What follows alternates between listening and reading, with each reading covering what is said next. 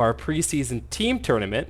We are currently watching a quarterfinal match between Alberto Mosquito and Alberto Sabe Mosquito, almost forgot part of it, and Team ABC. Both this is their game three, and so the winner of this game will be advancing to the semifinals. And on the first team we have here. Let me pull it up because actually I am not as prepared as I should be. This is all my bad. On the first team, no, on Team ABC, the representatives from the team today are going to be,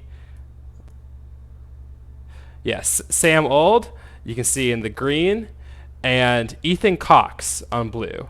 And against them on the other team, on Alberto Sabe Mosquito, we have AK Sonder and Lab 5447. And so, for those of you that are a little unfamiliar with this format, in the team tournament, it's a 2v2 game. And so, the way the game ends is, as usual, player reaches 10 victory points. However, the overall winner of the game is not the team that has the player that reaches 10 victory points. It's the player that has the most combined victory points at the end of the game. So you can get theoretically second and third in this game and still advance if you have the total higher number of victory points. Also, it's worth pointing out, the only other main difference from a normal game is the hand discard limit. Instead of being put at 8, where you have to discard, it's put down to 7. A little bit lower, which kind of makes it so people can't stockpile things as much. But now that all the basic introductions and rules are out of the way, I'd like to introduce my co-host for today, Justine. And Justine, yeah, so you've played some of these games as well. What has your experience been in this team tournament? Oh man. So first of all, I feel like the team tournament games that I've played, sevens are like never rolled. But yeah, it's a very interesting dynamic because essentially you're only trading with your team members and not with anyone else, or not with the other team. And so it's pretty confusing trying to keep track of who has what cards. Yeah. I And remember then for my own games, a lot of, okay, I have this in hand, you have this in hand, okay, what can we do with this? Thinking like, okay, I trade you this, because we can't trade the same resource for same resource. We got to finagle the trade system to end up with these resources that we want so we can build this thing. It definitely yes. gets convoluted. Yes, and then the ports mess it up too. Like I remember early on, we were trying to give like 2 wheat to the other person, but we had a wheat port. And so we ended up trading with the bank several times because we kept forgetting about our port. Yeah, and you touched on, we've kind of talked about something, a little roundabout now about directly, but in these games, no one's trading with the other team because each team usually has decent access to most resources. 'Cause each team starts out with 4 settlements. However, not going to trading's not going to happen between each team, but within the teams, trading it's the name of the game. You got to help out your teammates, and I've noticed that there's a lot of strategy that goes in to especially the early placements. Right now we've been in the placement screen for a few minutes now, and we've only seen 2 settlements placed down. We've seen Sam and Ethan Cox, interestingly enough, having back-to-back placements Yes. and putting the first 2 down, and now we're about to see 4 settlements in a row from AK and Lab for their team. Yeah, I think that is, you can't plan for that in your strategy, but I think that definitely plays a role. Like I find when I'm playing a four-player game, sometimes going first is really advantageous, but I think in teams it's probably more true like if you're stacked at the end, that could Yeah. give you Yeah, because more. and like as you kind of talked about, there is the element of because AK and Lab they have 4 spots in a row, they can really coordinate and make sure they get specific combination. They know that no one's going to interrupt it. They have complete control over it. It's like when Yeah. you're picking fourth in the game and you can do you're 2 in a row. It's pretty nice, but it's that but on steroids. And so we Yep. see you can kind of go to maximize your output. You can also try to really hamper the other team because you have so much more control or at least knowledge of what's going to transpire. Yeah. For sure. And I'm really interested because I know this team in their last game, it ended 7-19. And I'm really curious how they got to 19 Yeah, points. that's a dominant win.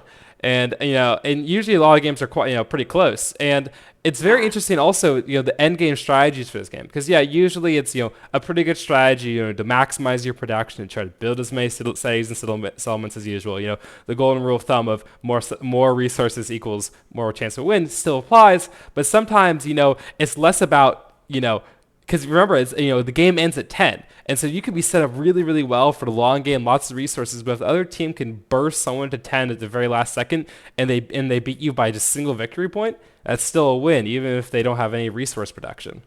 exactly. Yeah, there's a lot of thinking, a lot of complexity, and honestly, I think sometimes when you play with kind of gimmicky rules like this, things can feel a little bit less strategic than normally a game of Catan. I know, personally, a few weeks ago when we were playing our single, 1v1 tournament, it felt like more was out of the hands of players. But in these games, it feels like almost like more is in the hands of players and teams because there's so much thinking, so much strategy, and you have more control over things because there's just more stuff you can do because you have start with 4 settlements and you have 2 roles. Yeah, and that 2 minutes passes by really quickly. I definitely it's gonna be a bit of a tall task I think for us to I know when you're playing the game it's no problem to fill all the airtime for those 2 minute churns because you're just the constant. Okay, I have this, you have this. So for us, you do lots of theorizing, try to take you into the minds of the players as best we can. Hopefully, you don't get too tired of our voices. Yeah. Oh no, Sam Old. Where'd you go? Yeah, it looks like he had a quick DC, but the good news, at least for him, is he still has probably a few minutes to get back in here. Before, we can see, Alburo. I'll just call him that the team name for sure. AK Lab. They're still, they still got a minute on their clock for the last element. And looking at these early placements, does anything strike out to you? Ah, let's take a look. um, who's who's placing right now? So yeah, so Black, aka Anish, is placing with his Oh, last placement here, and so yeah, we can see with the first 2 placements, Ethan and Sam going for that 6-10-9, and that 8-3-10. You can see on this board, honestly, nothing looks particularly weak except for perhaps Brick. We can see Brick, is that 6 spot, which is pretty strong. Besides that, just an 11 and a 3, and that 11's kind of far away from other usable sources. yeah. I think that there's pretty good. It's a pretty even board. I mean, like the sheep is a little scarce, but they're pretty spread out. So Yeah, and honestly, I'm not going to even start trying to delve into probably the complex, conversations I know. the players are having. I would like, okay, we go here, we build towards this next. If they do this, we do this. If they do that, we do this. Because those conversations are definitely happening, and it can get quite convoluted. But looking at it early, like, you'll be able to do a more in-depth analysis once Ethan and Sam put their 2 last spots. But it doesn't look like there's anything particularly weak so far, except for maybe if Team ABC wants to get a brick, they're probably going to have to go in that 6-2 spot. Yes.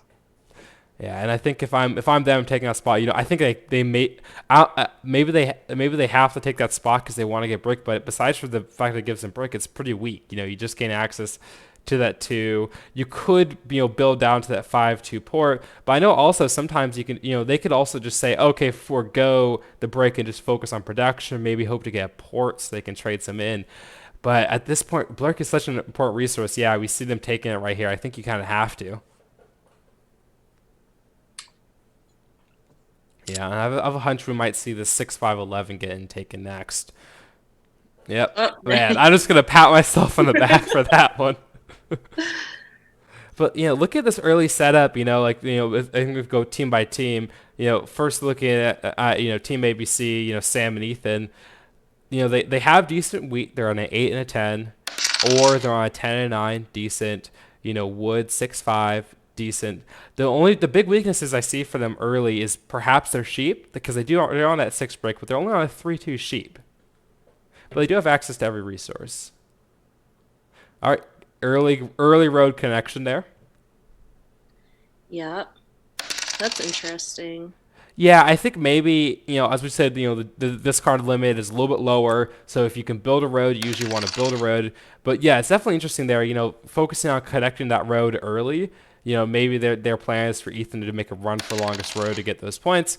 But using that early road to not build towards a possible settlement is definitely an interesting choice. Yeah, that's what I was thinking, especially because they're so close to the ports.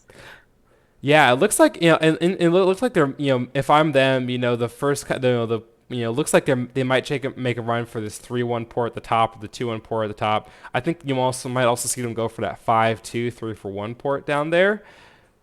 All right, yeah, and we see let's moving our focus to Team Elburo, we can see Lab building towards that 2-for-1 port, which honestly probably gonna be quite strong. Once they settle on there, they'll have doubled up on the 8, on the 10, and on the 4 for wheat, and that 2-for-1 could be quite strong. Yeah.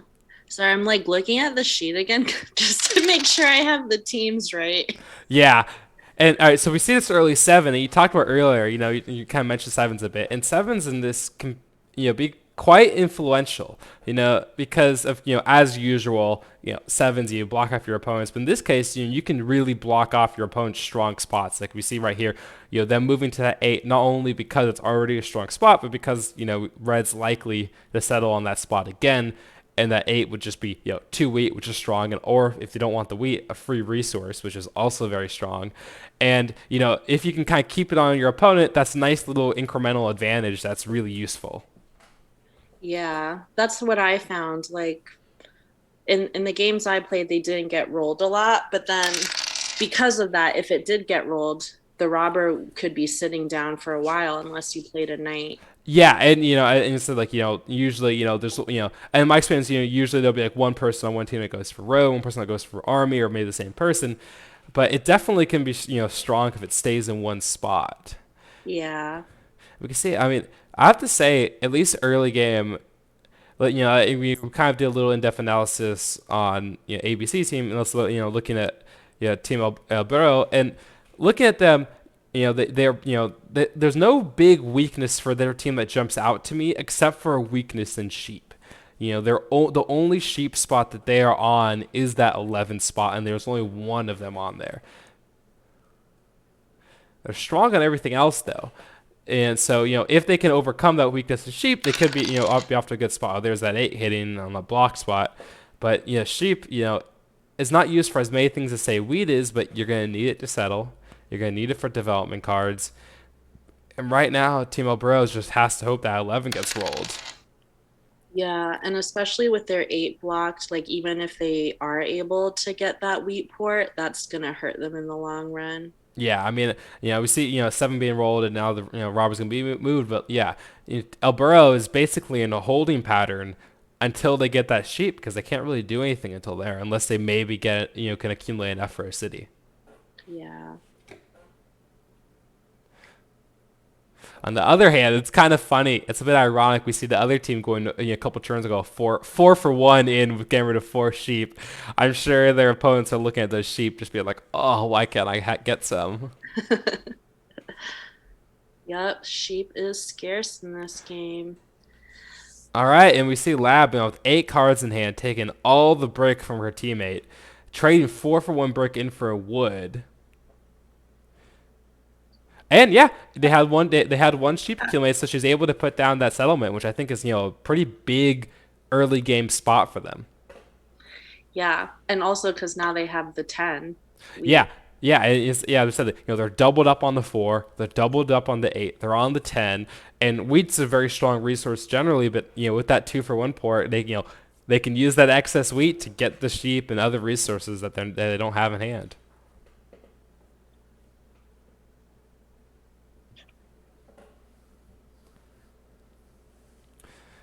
All right, we see them give it in 2-for-1 with the wheat and immediately using the port to get a wood. Interesting choice there with the wood. Given that they are doubled up on the 5, wood isn't super weak for them, but they definitely probably have a use for that. And that 6, that robber being moved, already paying dividends. Mm-hmm. It's always a really nice feeling when you use a knight or you roll a 7, you move it to a spot, and the spot gets immediately rolled. you just feel big brain, even if it's just the obvious choice. You're like, I did that. Yes, definitely. Oh, there's that 8 double wheat for lab there. And looking at like we see between Sam and Ethan, Team ABC, 5 cards in hand, was passing the turn, and then another 7, which you never did really disappointed to see that, but given that's already on their opponent's tile and their opponent's best tile, I feel like Anish was probably looking for some other role there.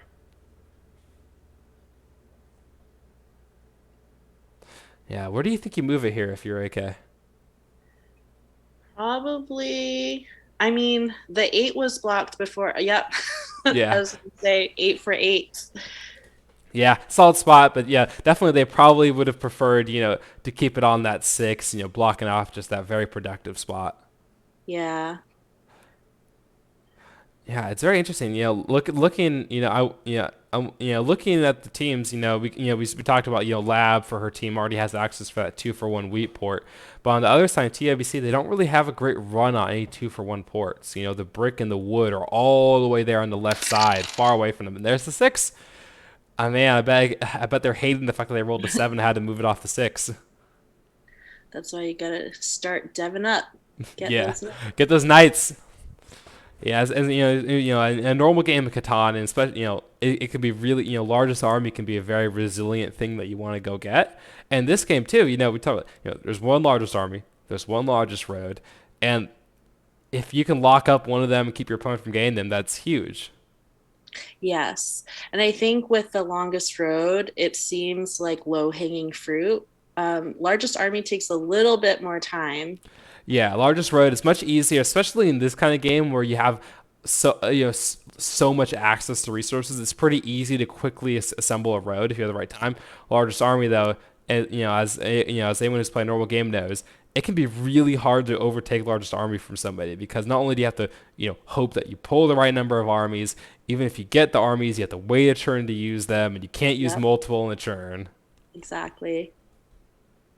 I would say another use is that 2-for-1 port, which I'm sure we're going to be seeing quite a lot. Going 2-for-1 in for a timber. Yeah, that's precious. That is a good port for them to have. Yeah, and yeah, we see them go, building a road, going for that. I wonder if they're going for that 11-3 spot. Yeah, I think I could see them going for it. As we talked about earlier, they're not really strong on sheep, and that's really the best sheep option they have. Yeah.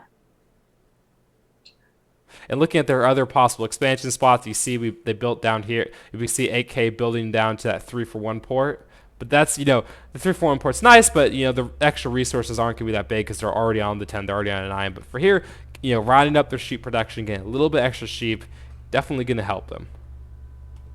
Yeah, I agree. I wonder, it's just so interesting because there are so many possibilities. Like, are they going to, they're set up pretty nicely to city, or they can even start trying to get those dev cards. And I guess it's just what's more important to them. Yeah. All right. Here we see Ethan building southward, trading with his teammates so he can build that road. And I think we might be seeing him go for this level 3 spot, trying to take it over. But once again, you have to think about that road connection that he built up there. He'd already be at that 11-3 spot if he hadn't used that. But maybe the main concern was that for them, like being like, okay, we want to get a road that's not interrupted. Yeah, maybe. We That see the road could really 10. sneak up on you. Yeah, the 10 gives. Interesting. Every single time a 10 is rolled, each team gets an ore and a wheat, identical.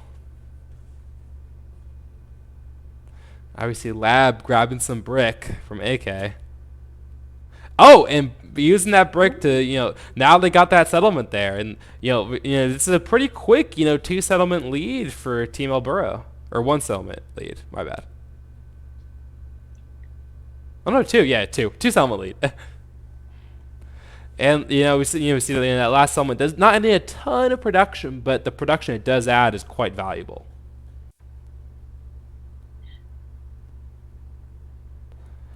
And I wonder if we might see this team trying to connect this road down through the middle there. That's what I think. That's why I was saying the road can really sneak up on you. Um, because if they're building it from both sides trying to get settlements, all they have to do later is connect the middle and Yeah, they have and a really long road. yeah, and in this game mode, because there's so much production for each team, having a very long road is sometimes what you need, and so sometimes being very efficient and having just a straight line, no offshoots, can be the difference. Yes. And I think that's another thing that I like about the team dynamics is you're not just playing for yourself and you're not just moving forward, but there's more room to take a turn to block your opponent if you want. If Yes. you feel like you have time, you can really go out of your way to make life miserable for the Yeah, other team. yeah, and we can see, on Team Elburo, black and red. We can see red has four settlements, black only has two, but red's already at four VP, and red's also maybe set up better for longest road. And so sometimes if you have a teammate that's in a better position, just incidentally, you can feed them because you're like, I want to get you to 10 VP as soon as possible while we have the lead, so we can end the game and win. And we Mm-hmm. see another 10, more of those city resources flying around. I'm excited to see where people are gonna city. Yeah, it's just between Sam and Ethan here, they're both teams are back to back with their roles, but they have 11 cards between them, which is pretty high. It'll be interesting to see what they could do on their turn here. Yes. Yeah, and, if they don't feel like they quite have enough resources, they can also just pass the turn. They're both safe from the discard limit, and Sam has the turn immediately after Ethan, so they know that they don't have to wait too long and risk lots of rolls in this seven.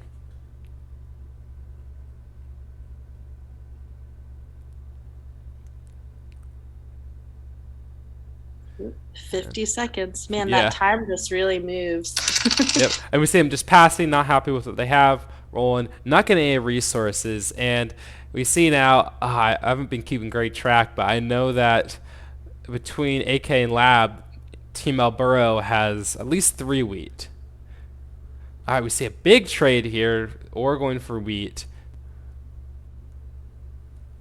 And then all the wheat going in for brick, that brick sorely needed, but able to use that brick to plop down that settlement on that 3-for-1 port. Wow, I think we might see a city coming. I know they have three wheat. I know they have two ore. I'm pretty sure they have another ore as well. So we might be seeing a city here from Team Elburo. It'd be interesting to see what they do. If they have a city in hand, they could choose to give it to AK. He has that strong 9-10-5 spot down there, or they can wait a little bit and give it to Lab. Maybe the spots that she has aren't quite as strong just in terms of numbers and production, but there's that strategy of, okay, we're going to focus on basically making one super player to get them to 10. Yeah. I mean, yeah, maybe they want to, really score on that wheat. Yeah, no, so I'm looking back. They definitely have enough for a city, unless I'm missing something. 9 cards in hand, has all the cards from his team.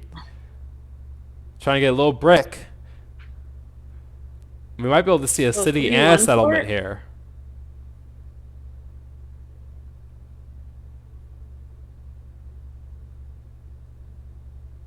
Just saying, what are they? Yeah. All right. So Yep, going for the settlement there. Go lock up that 3-for-1 port, which is a good resource to have. for sure, for sure. So I wonder if they're still gonna be able to manage the city here.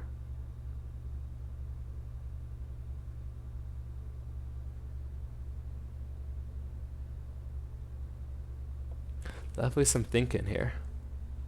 Yeah, The having that defense three is for one port killing is me. is nice though, because they have that 2-for-1 port on their strongest spot. That's an 8 roll. That Wow, just talk about that 2-for-1 port, and boom, there's the wheat. And now they have the 3-for-1 port as well. 2-for-1 port. Let's see. I'm trying to think what they have in hand. There's some options. Yeah, if they have, you said you think they have 3 stone. Well, One, I'm pretty two. sure they did. Going back and looking through it, they definitely received 3 stone. I don't think they lost any. Yep, yeah, they could They did. They city right definitely had now. 3 stone between them, and they didn't spend any stone. And that's probably that city again. In those 2 weeks, it's definitely enough for a city. I wonder then what they're thinking about doing because I think if I have a city here, I might, and I'm lab, I just might just plop it down on one of my spots, get the production, go up to 5.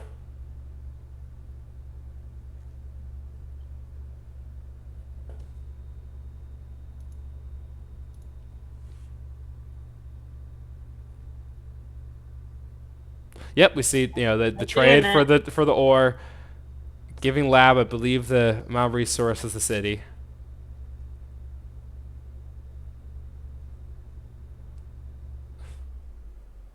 Yeah, yeah, interesting. There might be, yeah, to have to do some creative trade to make sure they have the right resources, the right people. Yes, and remember, you can't trade the same resources. So sometimes you do have to finagle Yeah, and you can't your give way away around. resources too for nothing. All right, see the finagling work, able to build the city on that 1149. Yeah, I think Oh, dev spot. yeah, yeah, I think solid spot. And I think for them it's more about just getting the resources. Labs now up to 5. Everyone gets a timber, a timber for you, and a timber for you.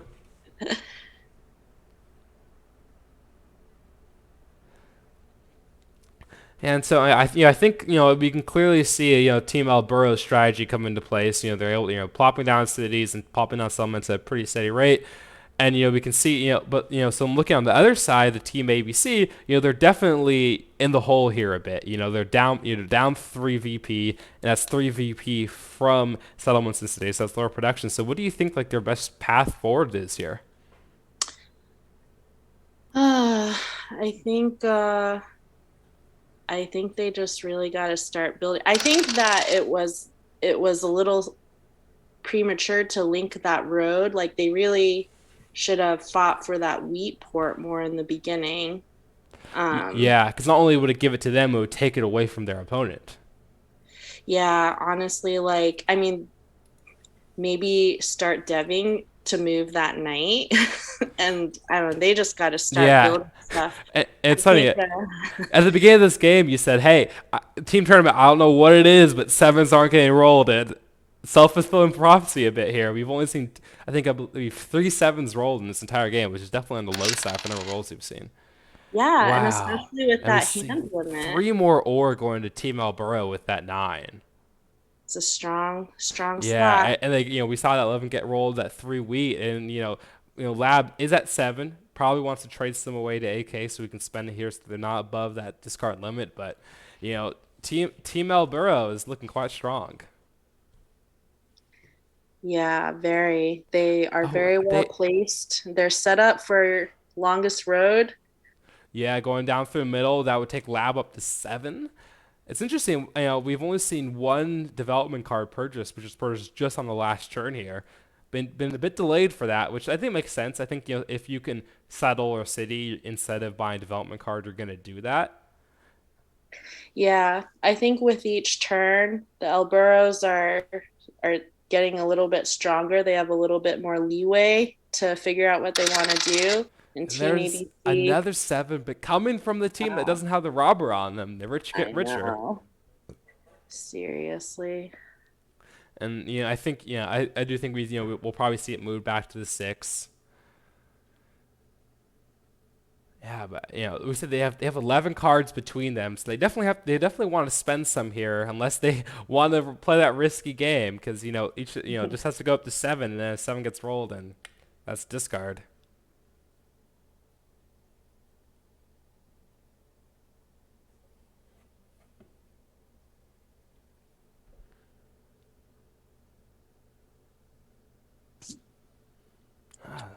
Yep, we see moving back to the 6, and now there's the strategizing.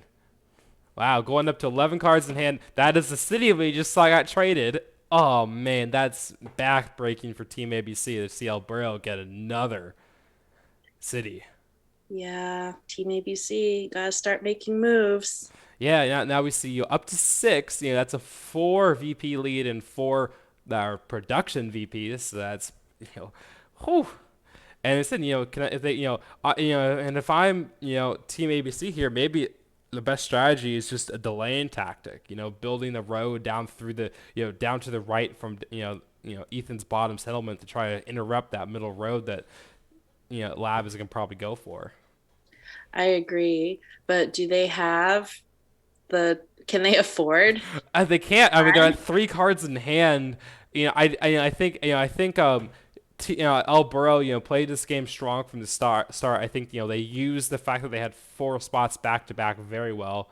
They set themselves up pretty strong, and the dice rolls have also been favorable to them, and they're in a very strong position.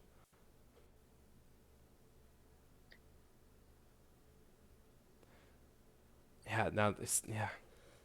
Trading more resources. If I'm Ethan and Sam here, I'm saying I'm just maybe my head isn't in my hands, but like it's tough when you're in a position where you're behind and nothing really goes your way. So they're at 3 resources in hand. They really haven't got any resources the last few rotations of the dice.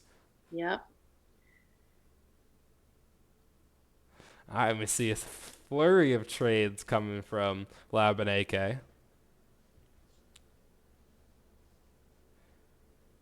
Looks like Lab's trying to get some wood in hand.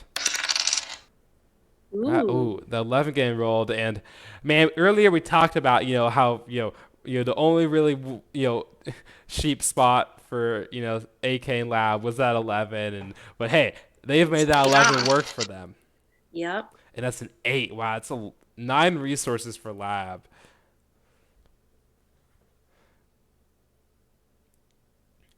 And we see like we see Sam and Ethan here. We see them getting some wheat. We see them getting some sheep. But if I'm them, those aren't the resources I want to see. Though those are settlement resources, and what they need right now are probably road resources. Yes. Looks like they're probably going to try to buy a development card here, and we Yep. see That's Sam what I already was has just one in thinking. hand, going to 2 in hand, using a road builder, going to the 8 port. That's a lot of wheat. That's 6 wheat in hand for Lab, and if I'm them right here, my priority is get that wheat out of Lab's hand, protect it, and then on Lab's turn, have her go and 2 for 1 that in for some strong resources. Dang. 12 Yeah, cards. man, 16 between the two of them to their opponent's 3 cards in hand.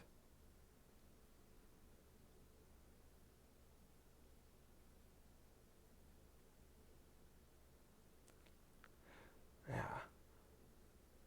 Yep. Yeah, there's always that customary like 30-second pause at the beginning of each turn where I'm sure the players are just back and forth who has what. But man, if they want to get under the discard limit, they're gonna have to get down to 12 cards between them. They're gonna have to get rid of 4 cards here.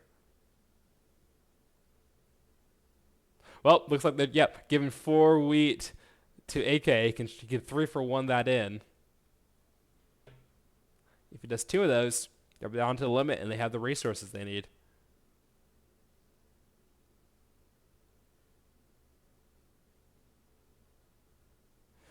Yep, going for a stone here. I think we'll probably see a development card.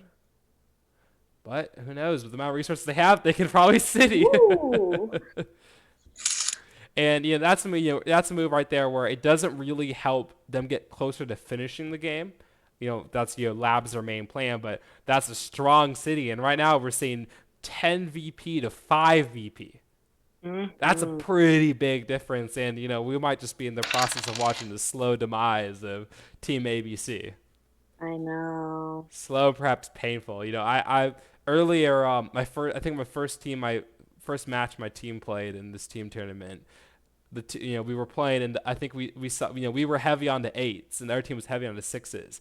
I think at the end of the game there has been 1 8 rolled and about 26s, and it was just Ooh, a that's steamroll. rough. And it's rough because you watch it happening. You're far behind. You don't really have a chance. Your window of opportunity is closing and closing and closing, and there's feels like there's nothing you can do about it. Yep. Sometimes you really are just at the mercy of the rolls. Yeah, and if we see another city come here from Lab, which is a possibility, that's just backbreaking.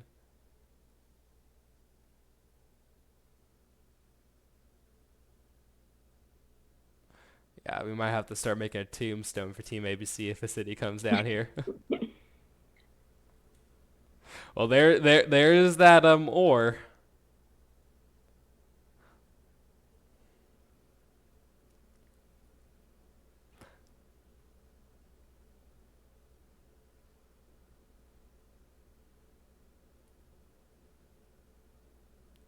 Ooh, the suspense is killing. I know. It's like, what is going on? What's about to happen? Yeah, and I think I think we it's it's maybe a bit early, but hey, I'm not very all right, so we see them buying a development card there. I think it's a smart move. I think Team El Burrow here has to start thinking about, okay, how do we close out this game? How do we win? Maybe honestly it's a bit of mercy in that. Yeah, for sure. I think I can kind of see how they almost reached 20 points in their last game. Yeah. It begs the question, how did they lose that one game in this series? Yes. Yeah, and all right. So here we see them, gain that development card, and yeah, it's like they just have to finish that road, build get largest army, and that's up to 10. Might take a few turns, but are definitely well on their way. I think it all goes back to like a normal game of Catan. I've heard a lot of people say that I've heard it up to like 70 to 80% of the game is your replacements. And I think there's Sure. a lot of merit in that. I think especially in this kind of game, we see the early placements just being a little bit stronger for Team Elburo out of the gate, and that paying dividends. Yeah. Well, I also think Ooh, building I think up that's that two. weak I think port that too. might be two roads in hand for Ethan here. I think he might be able to block off their largest road. No, Ooh, going the other direction, going to build a settlement on that 12-6. very interesting. That is man, those that 10, that's, I mean, that's 1 week short of another city. And Yeah. like last turn we saw, you know, we've seen AK and Lab at least build. Yeah, I think the last two turns we saw two cities, and the turn before that a city and a settlement. And that kind of building production is just nuts. Okay, 7 cards in hand. Might say our first discard if he rolls a 7 here. Oh yeah, Wow. maybe a bit of karma for that crazy lead they have. AK here is gonna have to believe discard 3 cards. Not the biggest deal, but that could prevent them from being able to city on this turn. Yeah, we'll see. We'll see. Me just seeing what everyone has. Oh yeah, he has Yeah, I at mean, least 3 rocks. yeah, it's yeah. I see Ethan up to 5 now, able to get that largest road. Oh, See how getting long it 10. lasts. So he traded in 2 ore, so it looks like they're maybe a little bit out of reach of getting a city to Sherm. But hey, with this team, every single time I think they're not gonna be able to do something they can. Yeah, look at this. Oh man, it's almost hard to put into words how big the divide between the teams are now. Because like but, just look at this at the cities. 3 cities to no cities. That's a pretty big difference. We're Yeah, back to 6, and this Robert's doing a lot of traveling, but just between Team ABC's tiles. but maybe now Team ABC can start building some cities. Yeah, now that they have that 8 back. Yeah, but with 1 card in hand, I need to get some. And so I'm looking here, part of the problem is too, like Team Burrow just right there. It seems like every roll Team Burrow is able to net 2 to 3 resources, Mhm. and it's and because of the fact that they don't have any cities, they're not really doubled up on any strong spots for Team ABC. The only times they really ever make more than one resources, they get 2 wood on a 5. They get 2 sheep on the occasional rare 2 that occurs. That's not the Mhm. kind of explosiveness that you really need to start building. The way they need to be building to win this game. All right, and we see the road going down, trying to connect that road probably. Get another brick. We see another road go down, I believe here. Can they do the Yeah. third? Because she get the largest road. And getting the largest road here is not just they don't win with it, but it is nice because there still is a possibility Ethan could attempt to cut off that road, and so if they close it up here, they can't do that. Yeah, and it's gonna be hard for Team ABC to take that away. Yeah, That's that's gonna be rough. they're gonna that's gonna be four resources which they don't have. We see Lab Gana or Brick here if they have and Gana would, and then connect largest road and get largest road here and go up to 8 VP. There it is. There it is. Eight. Oh man, this game could be ending quite soon. Yeah, it might be hard for Lab to get largest army here, but just a couple more, a couple more settlements, couple more cities, and that's game. Yeah, currently it's 12-5 VP. Is What was the there previous hope? game? That what was it? 7-19. Honestly, that might be the point of suspense now, is if they can beat the differential from last time. That would be amazing. Yeah, so 17-5. That's a 12 differential. Currently, they're rocking at 7 differential, so still a bit away. All right, and that is a city and in hand for Team Alburo Hmm. between those two roles, and oh man, the rich keep getting richer. I know. Is there And hope? that's wow, Maybe four see? more resources to one. I would just just to point out what we're talking about with the production differences. Over the last three rolls, Team El Burro netted 11 resources. Over the last three rolls, Team ABC got they got three. All right, and AK trading with Lab. I think we're gonna see a city probably go down this 8-3, 4-3-6. Bit of salt in the wound.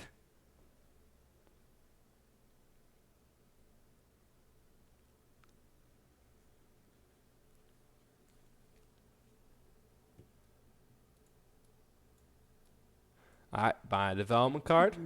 Yeah, interesting.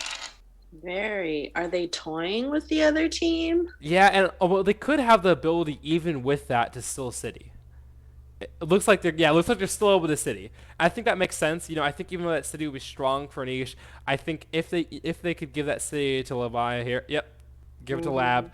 I think that's I think that's a smart move to do. Not only is that A10 still strong, but at this point it's about just finishing this game, whether because you want to win or whether because it's bullying isn't fun.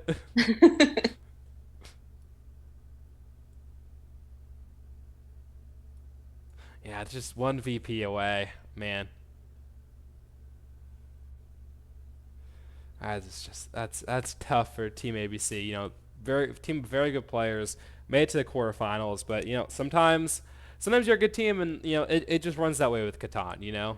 The dice don't go in your favor, the selections don't go in your favor. The other team just plays a really great game, and hey, it happens. I mean, Yeah. I I feel like in the beginning the roles were really good for Team ABC, but towards the second half, it's just yeah, and I think it comes back to I just think Team El Burrows like placements coming out in the beginning were just stronger. yeah. We finally see the seven coming in, and that's something about it too. The robber has spent almost the entirety of the game on Team ABC spots, and not because Team Alberta has been playing a lot of robbers. In fact, no one in this game has played a single robber yet. Yeah. And our development card, three development cards in hand for Sam. You have to wonder what they are. All right, AK using that knight, moving back to the six, and so it'd be interesting to see on Sam. Maybe it's a lot of VPs in hand, but if they're not VPs, he's gonna have to start using them. Yeah. But his turn is still a ways away. Yeah, and it's interesting. Perhaps I would say it might very well likely be that at least two of them are VPs. Last turn he had two in hand already, didn't use a single one.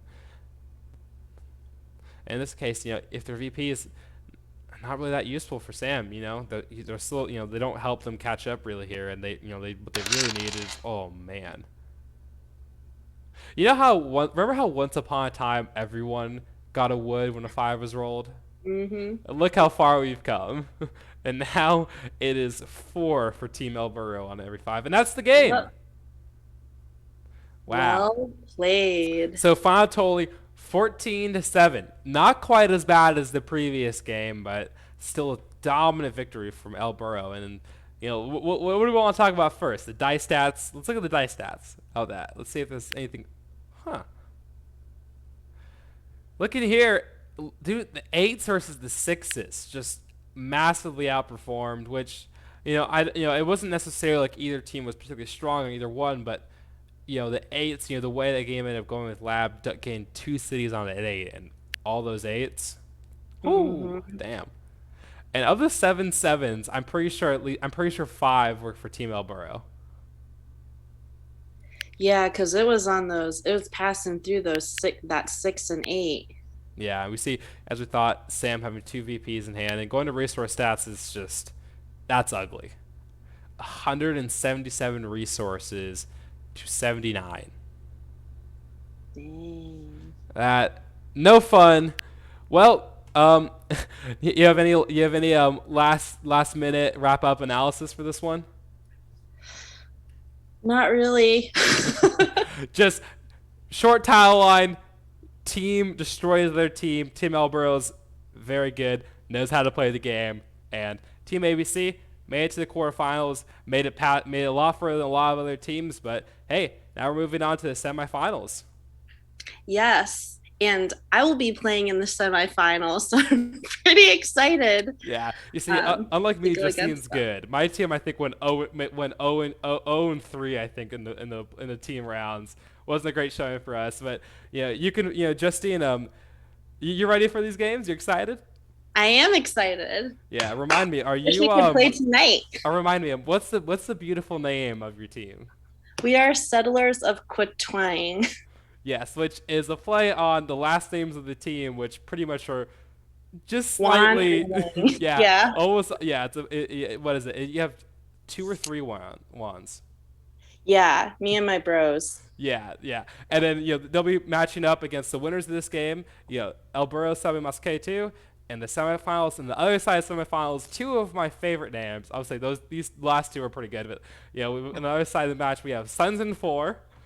Big fans of the Phoenix Suns and NBA Finals, doing a great run. Playing against, it's a bit juvenile, but I still like it. The Settlers of Your Mom, and we'll be back with some of those games next week and over the weekend.